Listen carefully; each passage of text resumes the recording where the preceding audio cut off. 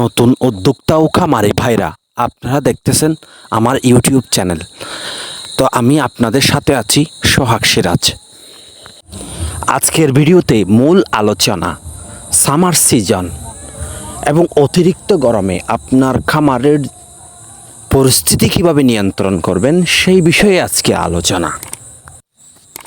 অতিরিক্ত তাপমাত্রা যখন বেড়ে যায় সকাল 11টা থেকে, বিশেষ করে 10টা 11টা থেকে সূর্যের আলোক রশ্মি যখন সোজাভাবে কিরণ দিয়ে খামারের উপরে যখন আপনার সূর্যের আলোগুলো সোজাভাবে পড়ে, তখন খামারের ভিতরে একটা অস্বস্তিকর পরিবেশ তৈরি হয়, যেখানে অসহ্য গরম এবং টেম্পারেচার বেড়ে যায়।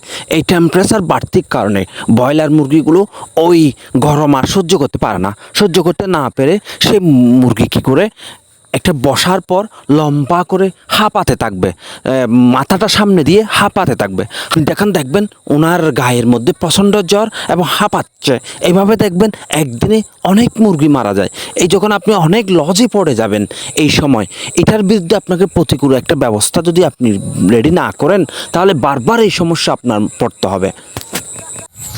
এরকম অস্বস্তিকর পরিস্থিতি ঠেকানোর জন্য সর্বপ্রথম আপনার খামারে কাজ হলো খামারে স্ট্যান্ড ফ্যান দেওয়া।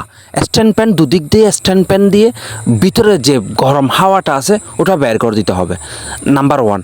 নাম্বার 2 হলো যে আপনাকে অবশ্যই মুরগির গায়ের উপর স্প্রে করতে হবে।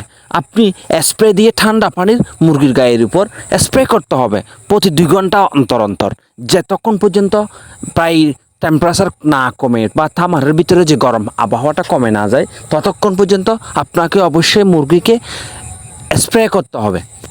মেডিসিন ব্যবস্থা দুপুরে যখন ওরকম বা আপনি যখন 10টার দিকে আপনার খামারে যখন টেম্পারেচার বেড়ে যাবে, তখন আপনি যে খামারে যে পানিগুলা দিয়েছেন ওই পানিগুলা চেঞ্জ করে আপনি এই মেডিসিনটা ব্যবহার করতে পারেন। বিটেইন ব্যাট আপনি এই মেডিসিনটা ব্যবহার করতে পারেন। এর মূল মেকানিজমটা হলো এই মেডিসিনটা মুরগিকে দুর্বল হতে দেবে না, বাট ওর কোষকলায় পানি ধরে রাখতে সহায়তা করে, যার কারণবশত অতিরিক্ত গরম থেকে আপনার মুরগিকে প্রোটেকশন দেবে। আপনারা এই মেডিসিনটা ব্যবহার করবেন এবং আপনার মুরগিকে সুস্থ রাখবেন। এই বলে আমার ভিডিও আজকে শেষ করলাম। আল্লাহ হাফেজ।